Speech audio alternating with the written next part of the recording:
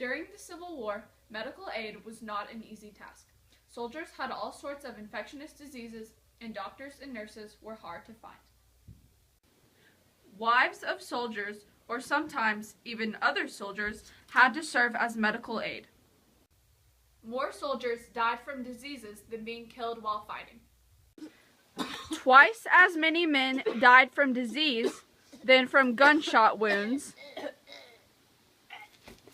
in the Civil War. Diseases were common for many reasons. There were not clean places for patients to stay in. The weather was very cold and staying warm was a struggle. Also, when it was hot, the injured had no shielding from the sun. Food and water had to be rationed.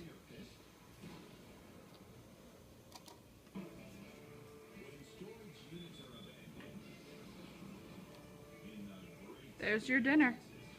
Also, to make things more difficult, the camp was filled with people and very crowded. Get away from me! Claustrophobic! Get away from me! Get away! A group called the Sanitary Commission was formed. They tried to help teach the Army about diseases and ways to prevent them from spreading. This was established in 1861. There were many types of fatal diseases in the Civil War. A few of them include diarrhea, typhoid fever,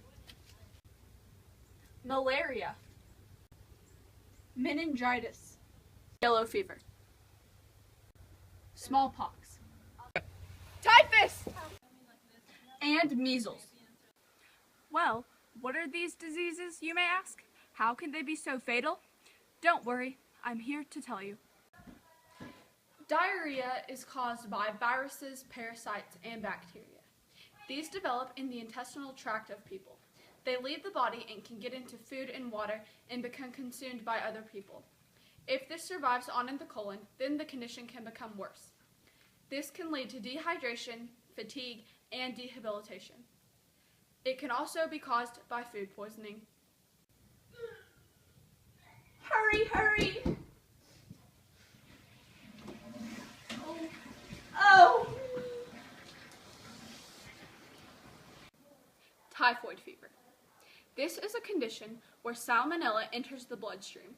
It can cause a chronic fever and other symptoms such as shortness of breath, chest pains, and a cough. Doctors call this the continuous fever because it was so chronic.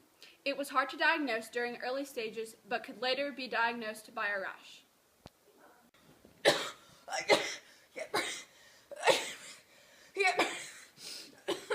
Yellow fever. This is a disease that is carried by mosquitoes, but not just any mosquitoes. It has to be caused by mosquitoes that live in a specific area year-round. It is a parasite that obviously causes a harsh fever. You can tell by its name, yellow fever. Are you hot? Yes! Uh-oh. What? Feels like yellow fever to me. No! Meningitis. This is a disease that is caused by an organism called Neisseria meningitidis. It lives in the back of the throat. It is spread through people's breath, and it was most fatal at the time because there were no antibiotics to help heal it. Open your mouth. Yep, I think you have meningitis. Smallpox. This is another disease that is also spread through the breath. It was very scary and could be prevented by vaccinations. Some soldiers had gotten these vaccinations, but others hadn't. Some had gotten the vaccinations, but they weren't reliable, so they still got sick. I think you have smallpox. What? I got the vaccination. Measles. In all, 1,137 soldiers went to the hospital because of measles. 82%, or more precisely, 927 of these soldiers went to the hospital in the first 3 months of the Civil War. Drafts had to happen due to so many people being in the hospital. Whenever measles started, all soldiers who had never had it before acquired it instantly. It's the first month of the Civil War, and I already don't feel good. It's probably measles.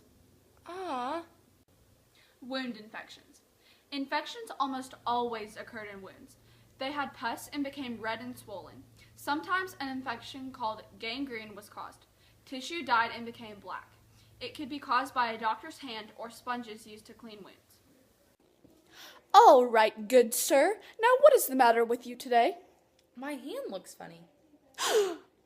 What? I think it's gangrene. You cut me open and I keep bleeding, keep bleeding, love. The Civil War was the first war that rifled barrels were used in. Because of this, and there were so many gunshot wounds, amputation became popular. There were so many patients that doctors could only spend a few minutes with each.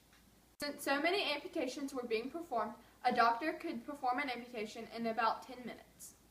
Water was scarce, so they could not wash their hands in between amputations. This caused a lot of diseases and infections. It is said that around 75% of amputee patients recovered. Lots of doctors in the Civil War learned how to do amputations from a book called The Practice of Surgery by Samuel Cooper with notes from Alexander H. Stevens. Chloroform was used as an anesthesia. You are about to see live footage from an amputation during the Civil War. Here we have a Civil War soldier who was just injured in battle. So, what is the problem today, sir? I got shot a couple days ago at battle, and I think my leg is infected. Uh-oh. I think that means that we're going to have to amputate your leg. I'm afraid you're right. Your leg is infected, and it's spreading quickly. There's unfortunately no hope for you. I guess we'll have to amputate your leg. Are you ready? I guess so. Okay. 1, 2, 3.